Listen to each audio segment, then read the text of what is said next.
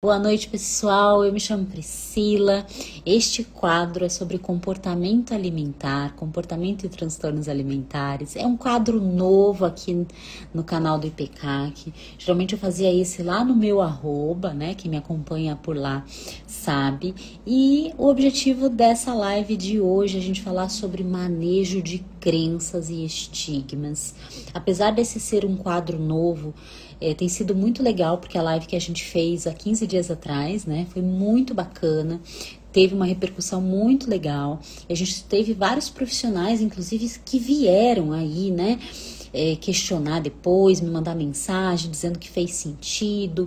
Alguns alunos aí da nossa especialização também passaram por aqui. Então, eu espero que o conteúdo de hoje também seja legal, também possa agregar, também possa trazer um movimento de reflexão para vocês. E é isso. Vocês estão me ouvindo bem? Me diz se estão me ouvindo bem. Oi, Elisiane, um beijinho. Tudo bem, querida? Eu espero que vocês estejam me ouvindo bem. Se você não me conhece, me chamo Priscila Leitner. Eu sou psicóloga especialista em comportamento e transtornos alimentares e eu sou a fundadora do IPCAC, diretora técnica hoje, e estou aqui nessa live, né, nesse novo quadro de live aqui no IPCAC, trazendo conteúdos para profissionais, né? Hoje é muito voltado para profissionais. Eu sei que tem pessoas que são pacientes, que também passam por aqui, mas o objetivo dessa live é trazer muita reflexão e muito conteúdo para especialistas, tá?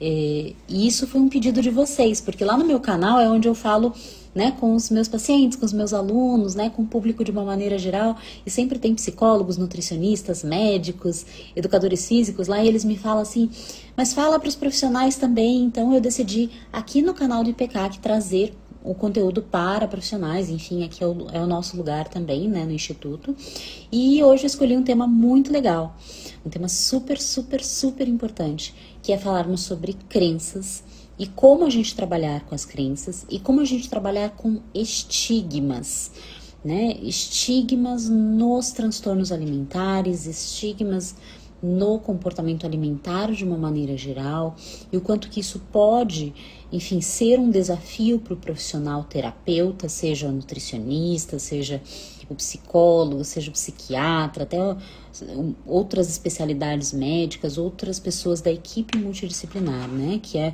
os profissionais envolvidos no transtorno alimentar são vários, né? Apesar aqui da gente falar de alguns, os profissionais envolvidos são muitos, né?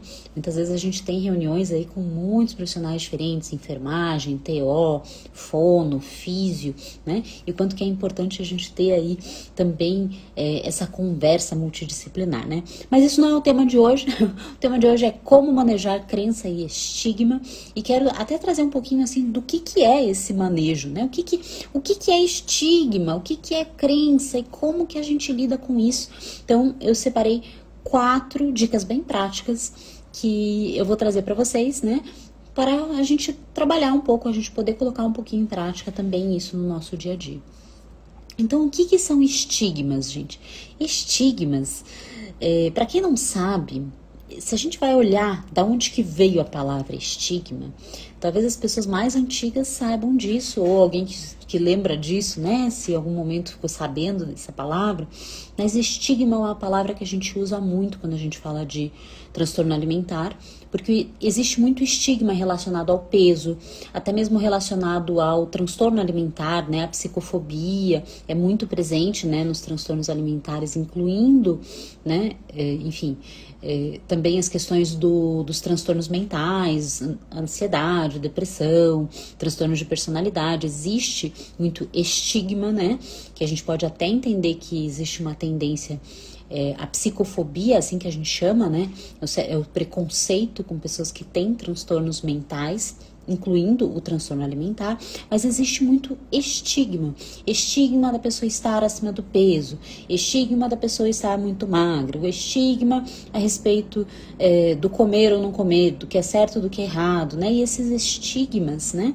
Estigmas vão deixando, assim, muitas crenças, às vezes até ancoradas, né? Porque o estigma é uma coisa que vem do social. Estigma, na origem da palavra, né? O estigma, ele tem a relação com uma marca que era feita nos escravos e pessoas que eram presas, né? Então, marca na pele.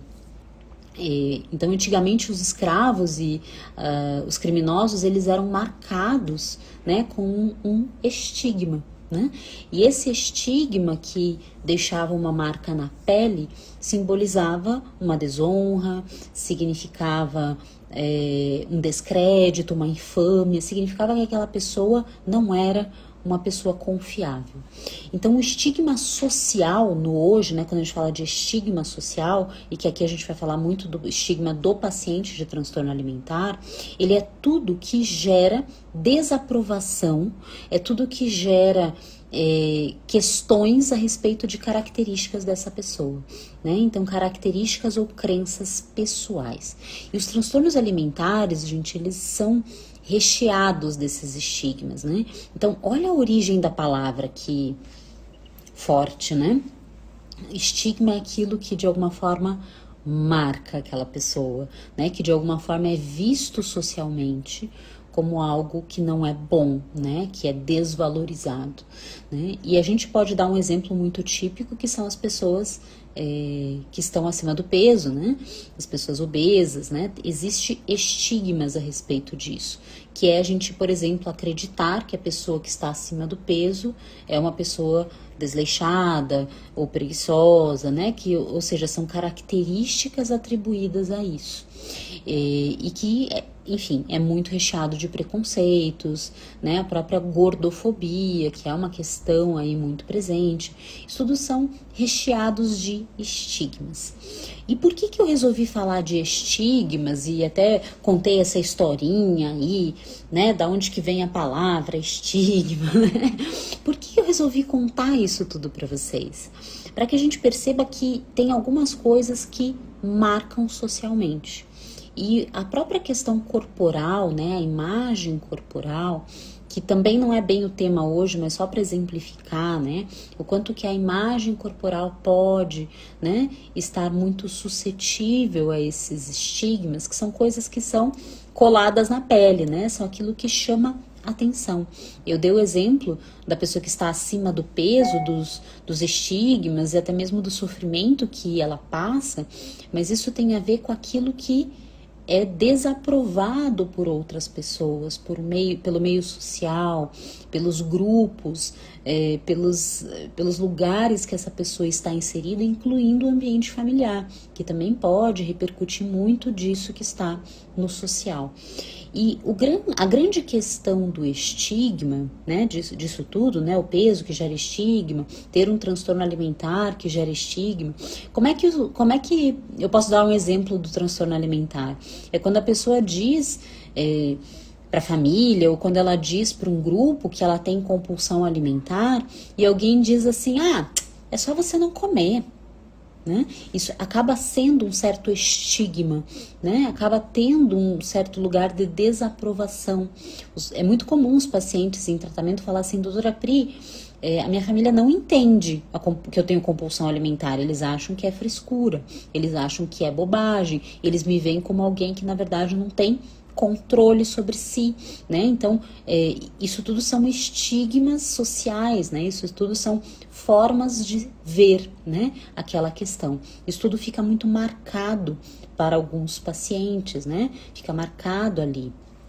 E esses estigmas, eles podem muitas vezes gerar crenças, né? E é por isso que o tema de hoje são manejo de crenças e estigmas, porque também não adianta a gente trabalhar a crença desconectada da onde ela veio, né? Porque a pessoa que entra no consultório para um tratamento de transtorno alimentar, ela não entra sozinha, né? Ela entra junto com tudo aquilo que está no sistema dela, né? Então ela entra muito permeada desse social, desses estigmas, né? E não tem como tirar uma coisa da outra, até porque as crenças que vão ser bem desafiadoras no tratamento e que a gente vai ter que trabalhar, né? Já chego lá para contar para vocês como é que a gente pode começar a trabalhar crenças, né?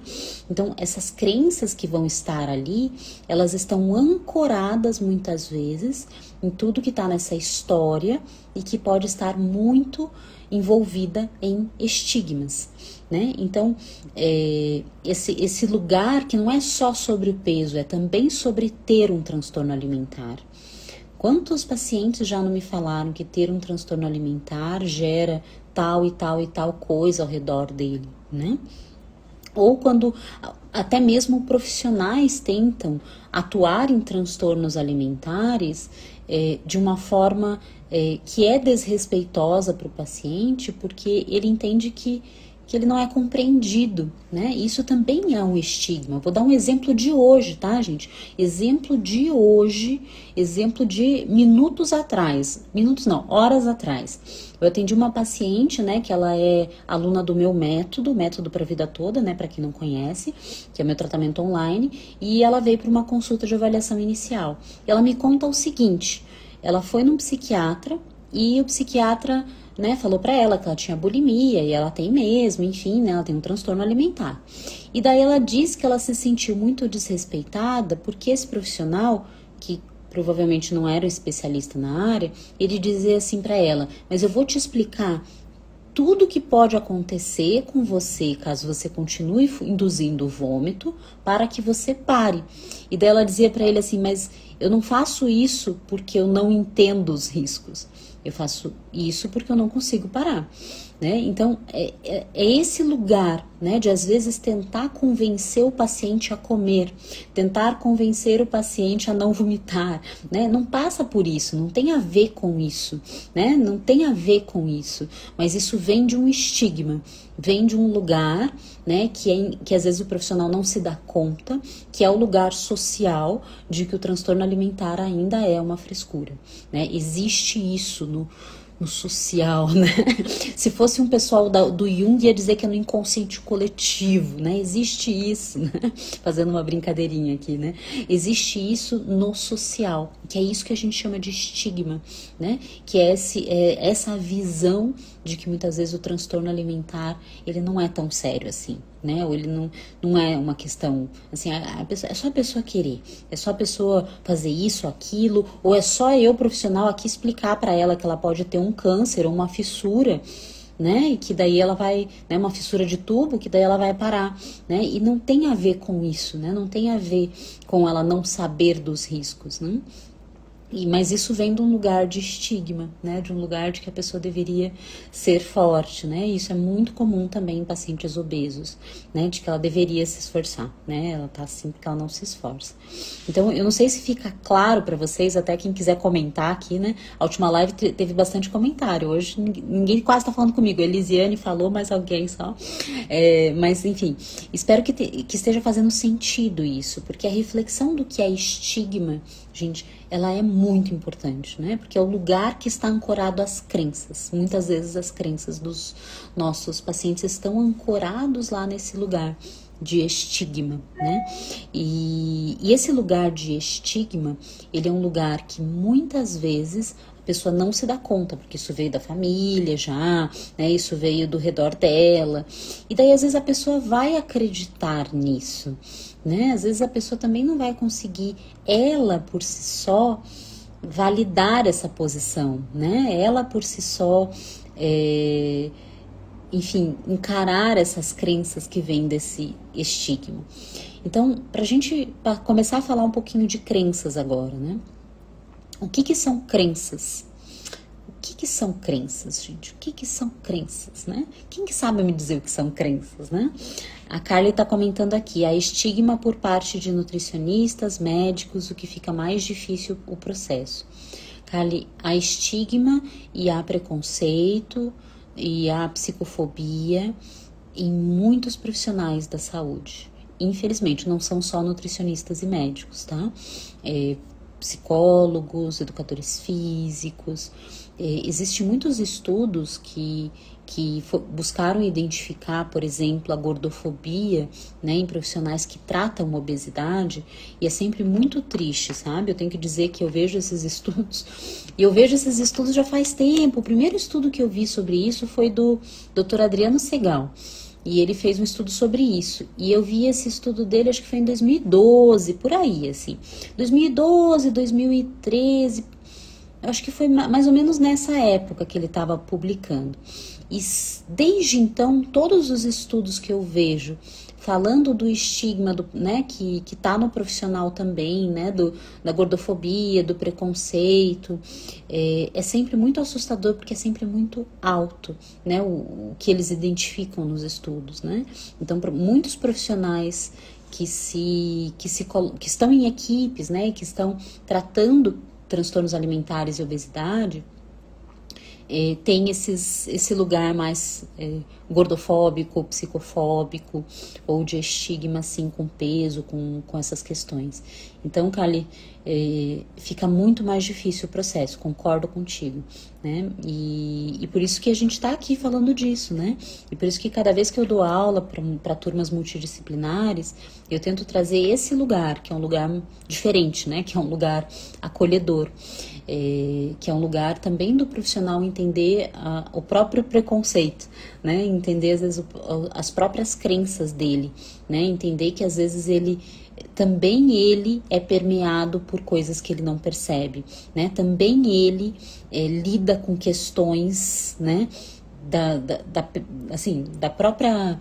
Do próprio preconceito, às vezes, que ele sofreu, né? Um exemplo, às vezes o próprio profissional também já teve uma questão alimentar, ou ele vem de uma família, né? Com muitas questões com o corpo e com o peso, e às vezes isso é difícil se a pessoa não recebe a devida orientação, né? Uma formação que possa ajudar ele a ter essa visão, a ter essa clareza, né? Mas concordo contigo, Kali, é um ótimo ponto. Como eu já contei aqui, uma psicóloga insistia que tudo dele dia na minha força de vontade, não saímos dessa culpa, assim como insistia na tomada de medicação. Então, a força de vontade, né? Carly, eu vou te dizer que no meu outro canal lá, eu fiz até um vídeo uma vez. Não faz muito tempo, faz pouco tempo que eu fiz um vídeo dizendo assim: você não precisa de força de vontade. Porque força de vontade não tem nada a ver com resolver transtorno alimentar. Tem nada a ver com resolver comer emocional, compulsão alimentar. Tem nada a ver. Força de vontade é um negócio aí que é limitado, né? E que não tem nada a ver.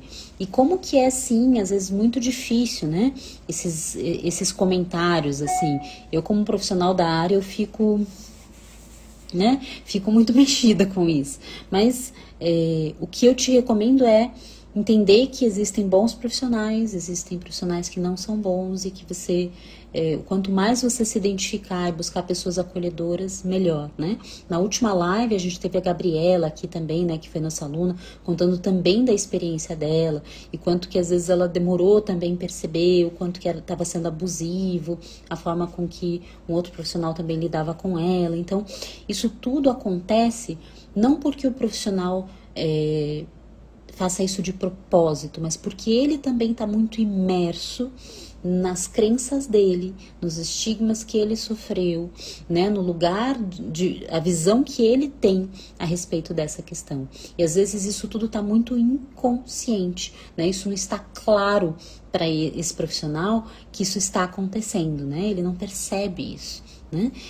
Porque se a gente vai pegar, por exemplo, a pesquisa que eu comentei, né, de profissionais que tratam obesidade, e perceber que quase metade desses profissionais são gordofóbicos, né, nessa pesquisa que eu citei, então, assim, provavelmente essas metades né, essa quantidade de profissionais não percebe o quanto que eles são assim, né? Boa parte deles não percebem que eles são assim, né? E por que eles não percebem que eles são assim?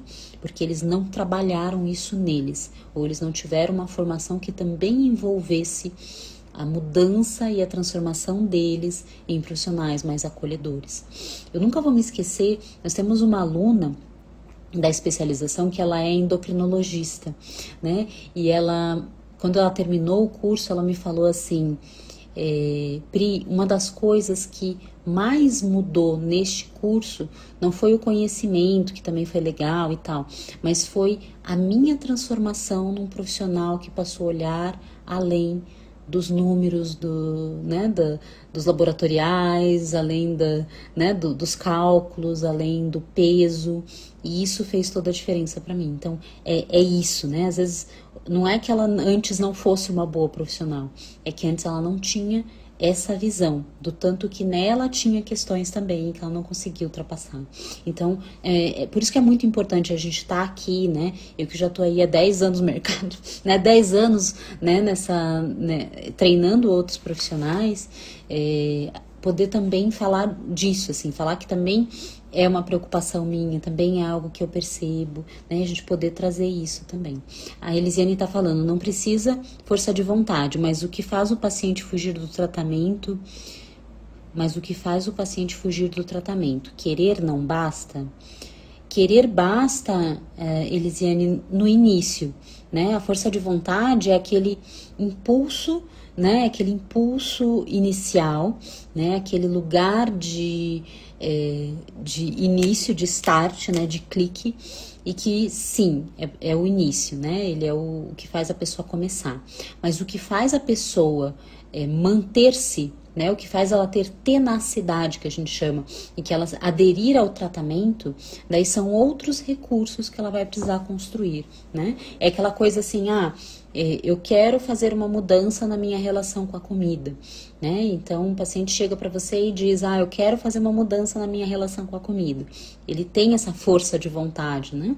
Ele tem esse lugar de início ali. Mas o que vai manter ele construindo hábitos não é a força de vontade, né? É ele encontrar o quanto que isso faz sentido para ele, é ele construir o hábito, é ele começar a se ver de uma forma diferente. Aqui uma palavrinha que eu deixo para ti, até porque te conheço, é o quanto que a pessoa vai conseguindo mudar a autoimagem dela, né? Eu acho que isso é um parênteses aqui que eu faço. Mas deixa eu voltar para as crenças, gente. Já respondo, tem uma outra pergunta ali, já respondo. Então, o que são crenças? Né? O que são crenças, então, né? Falamos dos estigmas, mas o que são crenças? Crenças, gente, são estados mentais, né? Que a pessoa acredita. Crenças são coisas que a pessoa acredita, né? E que ela constrói essas crenças baseada na experiência dela, em tudo que ela viveu, em tudo que ela passou. Então, crenças não estão dentro da cabeça das pessoas do nada, né? Às vezes a gente vê assim, essa aqui é uma crença distorcida. Daí a pessoa diz pra mim assim, eu tenho uma crença distorcida, né? Mas não é culpa de ninguém. Você tem uma crença distorcida por um motivo, né? Existe um motivo para se ter uma crença distorcida, né? Isso daí não está ali do nada, né? Está ali por algum motivo. Então, as crenças em diversos níveis, né? As crenças vão, né? Como que eu posso dizer assim? Né? As crenças vão sendo construídas em diversos níveis e algumas são muito antigas, né? Eu digo sempre, né? Mesmo que a gente tenha o mesmo diagnóstico, cada paciente tem uma história com a comida, né? Hoje mesmo, né? Acho que hoje eu atendi mais ou menos umas 8, 10 pessoas, né? Então, de todas as pessoas que eu ouvi, cada uma tem uma história com a comida. E essas crenças na relação com a comida, que vêm desses estigmas, que é aí que eu quero chegar com vocês, elas vêm de um lugar, elas vêm de um lugar que pode ser muito antigo, que pode ser vindo lá da família, ou que pode ser recente, né? Então, a ideia é a gente pensar que todas essas crenças que são construídas pela vivência, que viram estados mentais, né? Que viram lugares de verdades internas, elas muitas vezes podem vir desses estigmas sociais, desses estigmas que estão aqui, né? Que estão às vezes na família. E isso vai fazendo com que a pessoa consiga construir verdades para ela. E o que acontece, gente? Que algumas crenças são muito distorcidas, né? Exemplos típicos, né? Eu acredito, por exemplo, né? A pessoa que fez muitas dietas, e que já passou por muitos processos de emagrecimento, ela tem a crença de, por exemplo, que o carboidrato é o vilão, o carboidrato é errado, o carboidrato engorda, por exemplo, né? É uma crença que essa pessoa colocou lá dentro da cabeça dela. Ela colocou essa crença lá, né? Mas essa crença, gente, ela tá lá por um motivo, por coisas que ela viveu, por coisas que ela ouviu, por estigmas, por até mesmo preconceitos, coisas que ela passou, né? A pessoa que tem, por exemplo, um sofrimento e uma insatisfação corporal, né? Ela tem um sofrimento a respeito da própria corporeidade. Ela cria a crença de que o corpo dela é errado, né? Então ela cria esta crença, né? Ela cria um lugar lá dentro da mente dela em que é uma verdade que aquele corpo, estar acima do peso, é errado. Então essas crenças, que aqui eu tô só dando exemplos, tá, gente? Não tô dizendo que essas crenças todo mundo tem, ó. Muita gente pode ter, né? Mas não é todo mundo. Cada caso é um caso, cada corpinho é um corpinho, lembrem sempre, tá? Então, essas crenças que às vezes estão super profundas ou estão super agarradas em medos, né? Elas podem fazer com que fique tudo mais reforçado. Tanto o estigma seja reforçado, quanto a própria crença. E especialmente pensando que às vezes a pessoa vive coisas, né? Ela passa por coisas que reforça ainda mais essas crenças, vão fazendo com que ela se veja cada vez mais acreditando naquilo. Por mais distorcido que seja, às vezes a pessoa tem crenças que ela já reforçou essa crença inúmeras vezes, né? Então, as crenças estão em diversos níveis, desde crenças, por exemplo, a respeito da comida, até crenças que podem estar em outros níveis muito mais profundos. Um exemplo, né? Hoje eu ouvi de uma paciente também, né? Ela tinha uma crença forte, muito, muito, muito forte, do eu não consigo. E ela repetia isso inúmeras vezes, né? Quando a gente estava conversando, né? A crença do pra mim não dá certo, né? Às vezes a própria resistência do paciente vem de um lugar de crença, né? E aí não adianta você querer ficar batendo de frente com isso ou ficar tentando convencer a pessoa que para ela dá certo, né? Porque não tem a ver com isso. Eu já explico com o que tem a ver. Eu vou responder as perguntas aqui de vocês, que eu adoro quando vocês me fazem perguntas. Deixa eu ver aqui. A Kátia tá falando. Tá perguntando como a família pode ajudar o paciente e a mudar os seus estigmas. Ai, que ótima pergunta, Kátia. A gente poderia fazer uma live só falando de família. Eu vou até anotar aqui pra gente fazer uma live falando de família. Como a família pode ajudar, né? Ou como a gente pode orientar as famílias, tá? Como orientar famílias. Porque esse tema é um tema muito bom, vocês não acham? Né? A orientação da família. Acho que o primeiro ponto, Kátia, até pra gente, porque a gente não, né, pra gente não perder um pouco o foco, mas que eu vou fazer uma outra live falando disso, é reconhecer que isso existe dentro da família. Né? É reconhecer que isso está ali. Muitas vezes o nosso trabalho aqui no IPCAC, né?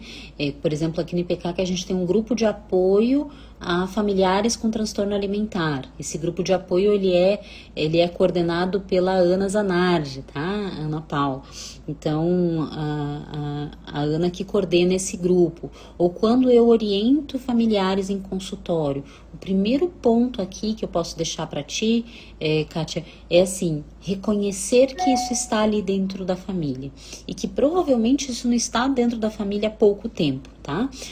Vou dar um exemplo, utilizando, por exemplo, a própria questão da gordofobia, tá? Quando a gente tem famílias que a gordofobia é muito presente, né? E às vezes a gente vai trazer a família para uma orientação, não são poucas as vezes que eu percebi que isso vem de gerações e gerações e gerações e gerações, né? Claro que isso também está no social, mas isso às vezes também é muito repercutido dentro da família, né? E isso às vezes é sofrimento que vem de muitas gerações. Às vezes assim, São gerações, por exemplo, de mulheres que lidam mal com o próprio corpo, são gerações, assim. Então, acho que o primeiro ponto, Kátia, que eu posso deixar para você aqui, é reconhecer isso, perceber que isso tá aí e dar um jeito da gente poder também questionar essas crenças e trazer uma visão mais acolhedora e generosa para essa questão. Tá? Muito acolhimento, né? A família é muito importante no tratamento dos transtornos alimentares. Então, vamos falar disso, tá? Numa próxima. Tem uma outra pergunta aqui da Val. Como funciona essa coisa de querer no adolescente que pensa que não tem nada de errado com a sua alimentação, extremamente seletiva e monótona? Mais uma vez, família, né, Val? Eu não sei qual que é o caso aí, né? Mas a abertura do paciente para o processo, ela é muito importante, né? Como eu atendo casos graves de transtorno alimentar, muitas vezes a gente encontra pacientes que não estão abertos, né? Isso pode, inclusive, estar em pacientes adolescentes. E aí eu vou te dizer que é difícil, né? A gente pode sim, a gente tem coisas que a gente pode trabalhar, mas tentar orientar, tentar trazer a família, tentar buscar uma abertura do paciente, às vezes a gente faz esse movimento, mas se não há abertura nenhuma, não há insight, o prognóstico fica muito mais difícil, tá? Ou seja, o tratamento fica muito mais difícil. Mas eu gostei do tema aqui, eu tô anotando todos esses temas aqui, adolescentes. Eu adoro trabalhar com adolescentes, especialmente no TARI. Tem um outro comentário aqui da Kali, vocês vão mandando aqui que eu vou respondendo, tá, gente? E quando se come demasiado para compensar estados de tristeza ou estresse, é baseado em alguma crença? Carly, pode ser, tá? Pode ser que sim, mas vamos pensar que pode ser que não também, né? Porque o que a gente pode entender aqui, né? Num comer emocional, né? Vamos pensar num comer emocional porque é mais ou menos isso que você está dizendo, né? Um movimento na direção da comida para lidar com um estado emocional, né? Um sentimento. Então, quando existe um comer emocional, dificilmente existe só a questão de uma crença, tá? Claro que existem crenças, a mentalidade de dieta, existe crenças a respeito, às vezes, do próprio corpo, existe crenças distorcidas, existe, às vezes, crenças até mesmo que envolvem o nível do amor, o nível do merecimento, o nível, enfim, vários níveis aí de crenças que podem existir. Mas cada caso é um caso. Mas não é só isso, porque quando o comportamento alimentar, de alguma forma, está ruim, né? Tem uma dinâmica ruim, o comportamento alimentar está bagunçado, Karen. A gente pode encontrar coisas também no nível da crença, mas a gente também pode encontrar movimentos em outros lugares, tá? Como do próprio comportamento, tá? Que às vezes está ancorado ali numa crença, mas às vezes também está numa dinâmica. O exemplo típico é a dinâmica compulsiva, tá? A dinâmica compulsiva tem este lugar, tá? De ser uma dinâmica que ela é cíclica, ela fica ali naquele ciclo e que isso às vezes fica fazendo uma manutenção do comportamento, tá? Então esse é um ponto que com toda certeza posso garantir para você que tá além das crenças, tá? Não é tão simples, né? Comer emocional, compulsão alimentar, a gente precisa olhar para o quadro e entender ele como um todo, mas crenças com certeza são muito parte do processo, ok? Então, falado tudo que a gente falou sobre estigma, sobre crenças, até conseguir responder um pouquinho das perguntas de vocês. Mas falado isso tudo, né? Que são os estigmas sociais? O que são estigmas? O que são as crenças? Como que você, terapeuta, pode lidar com crenças e estigmas? Deixa eu fazer uma pausa que a Fernanda está perguntando um negócio aqui. Fernanda está perguntando assim, qual seria o diagnóstico diferencial entre o TARI e a anorexia? Fer, é o seguinte, minha querida, boa noite, tudo bem com você? Primeiro ponto, são transtornos do polo restritivo, os dois estão no eixo obsessivo-compulsivo, ok? Essas questões são parecidas nos dois. O grande diferencial é o medo de ganhar peso, ok? A anorexia precisa ter o IMC abaixo, tá? Precisa ter ali, né? É um critério diagnóstico, IMC baixo, precisa ter o medo de ganhar peso e isso provavelmente não está no TARI, tá? No TARI não necessariamente a gente tem o peso baixo, tem pacientes de TARI com sobrepeso, obesidade também, tá? E o peso não é uma questão. O foco do paciente de TARI não está no corpo, tá? Ele está no alimento, tá? No eixo ali tá no alimento, legal? Então até falei disso porque teve uma aulinha na comunidade PECAC. A gente teve uma aulinha sobre o eixo obsessivo-compulsivo e daí eu expliquei um pouquinho mais sobre isso. Não tem nada a ver com o tema, Fer, mas te respondi, tá? Só pra você não ficar sem resposta, meu querido, tá bom? Espero que tenha feito sentido pra você. Então vamos lá, o que eu tentei colocar aqui de dicas e de provocações e de coisas que vocês podem olhar para que vocês possam manejar os estigmas e as crenças de uma maneira mais efetiva, tá? Eu acho que o primeiro passo aqui é o terapeuta estar ciente das suas próprias crenças e dos seus próprios estigmas. Eu acho que aqui é um ponto muito importante, que é exatamente o terapeuta estar consciente daquilo que está dentro dele, que foi até um pouco do que alguém comentou hoje aqui, né, sobre um profissional que de alguma forma não se dava conta disso, né? Então, a Carla acho que comentou, né? Então, a primeira dica é, você quer manejar estigma e em transtorno alimentar, você quer manejar crenças em transtorno alimentar, o primeiro passo é se dar conta das suas próprias crenças, dos próprios estigmas que te afetaram e talvez continuem te afetando.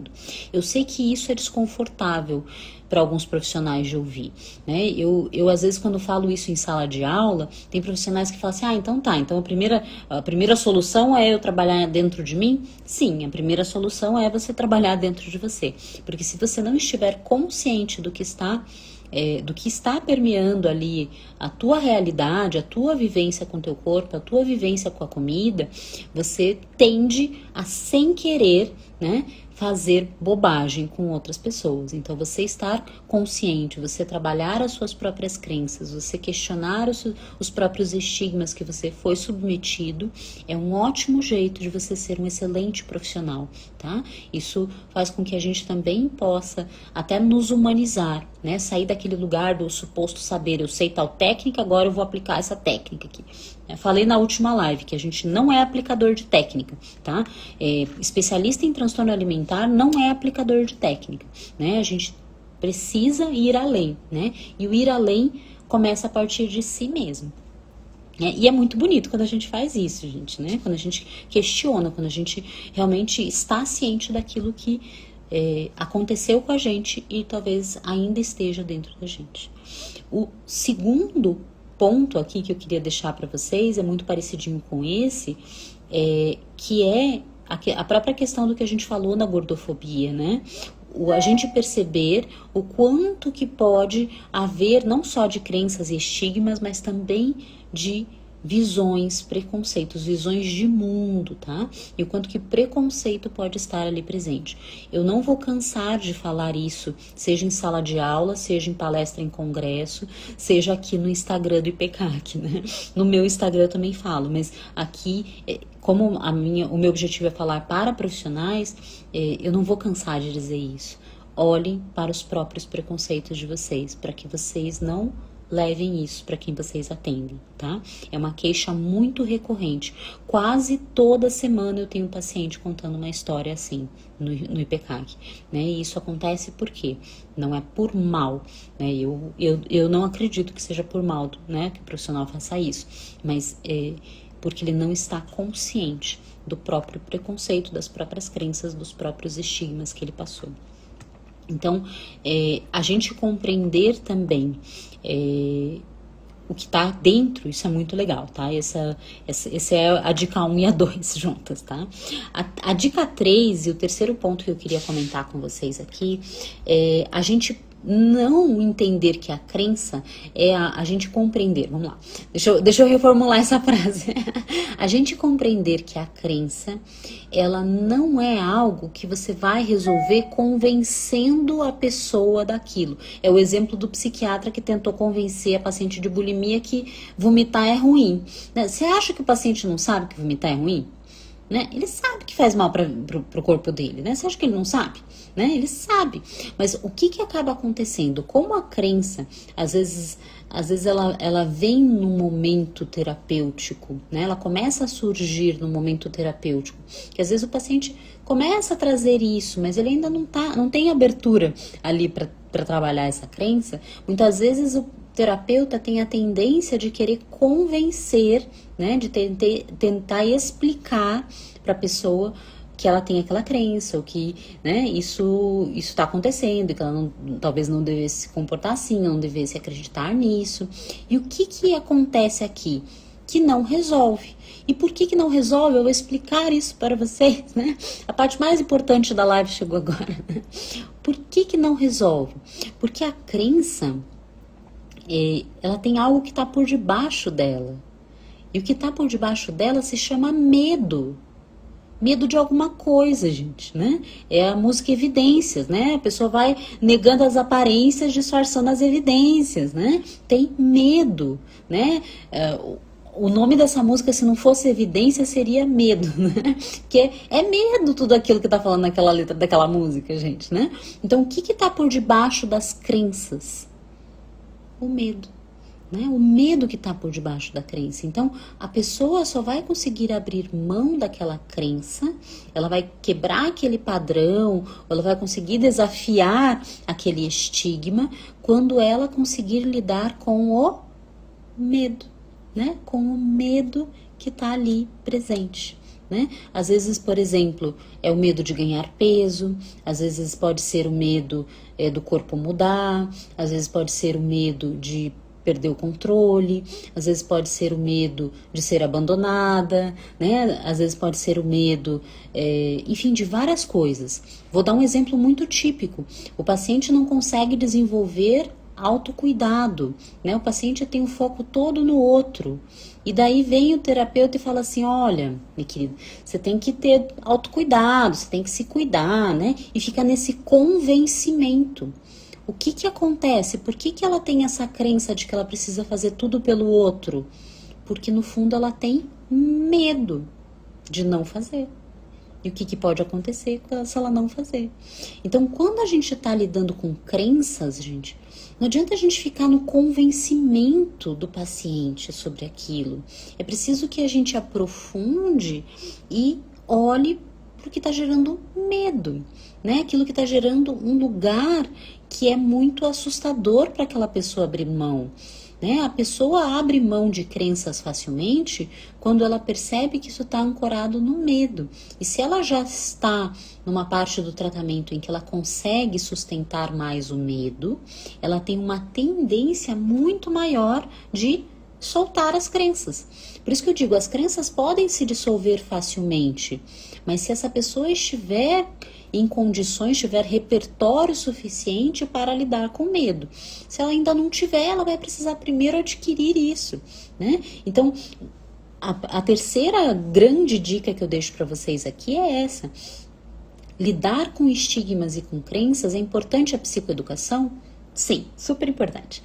Mas é suficiente? Não, né? É preciso ver o que está por debaixo, né? Porque tá lá, né? A pessoa tá negando as aparências, disfarçando as evidências, né? Lembra da música do Chitãozinho Chororó, né? Então ela tá lá disfarçando o quê? O medo, né? A crença disfarça o medo. Então não ficar na via do convencimento, na via do racional, isso vai ajudar muito, né? Claro, o acolher, o orientar, isso faz parte, né? Estabelecer um bom vínculo, que por sinal foi a live, a última live que a gente fez, né? 15 dias atrás. Semana passada eu não fiz live porque eu tava de férias, tá, gente? Mas a partir de agora, assim, nesse quadro vai ser toda quarta-feira às 18 horas. Então, coloquem na agenda aí pra gente se encontrar.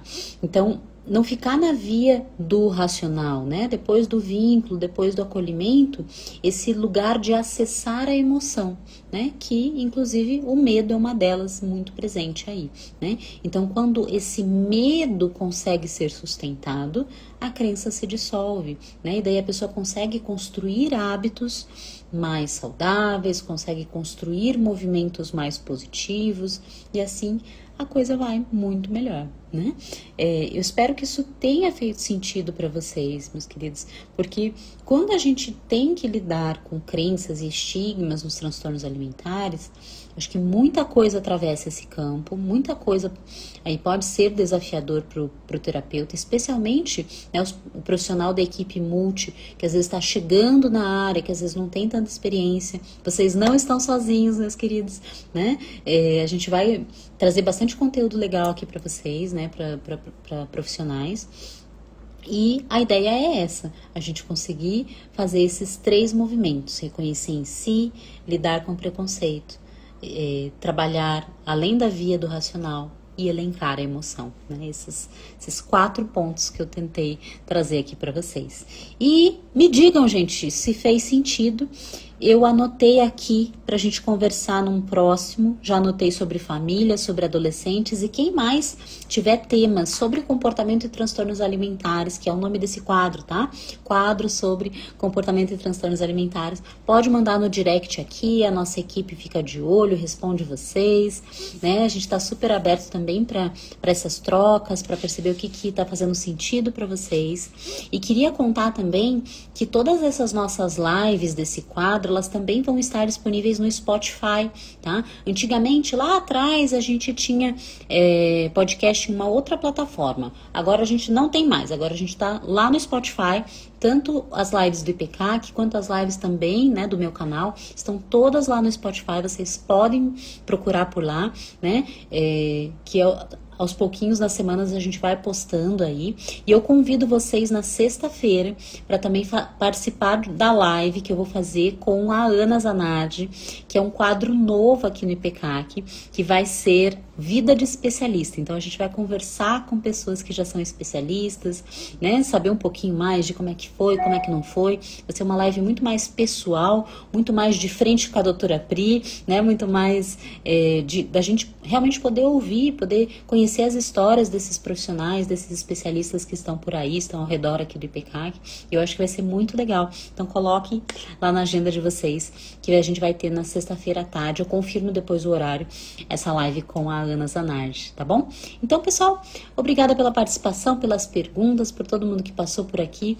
Foi muito gostoso estar nessa live com vocês. Um beijinho para vocês e até quarta-feira que vem. Na verdade, até sexta, e nesse quadro até na quarta-feira que vem às 18 horas. Tchau, tchau, pessoal.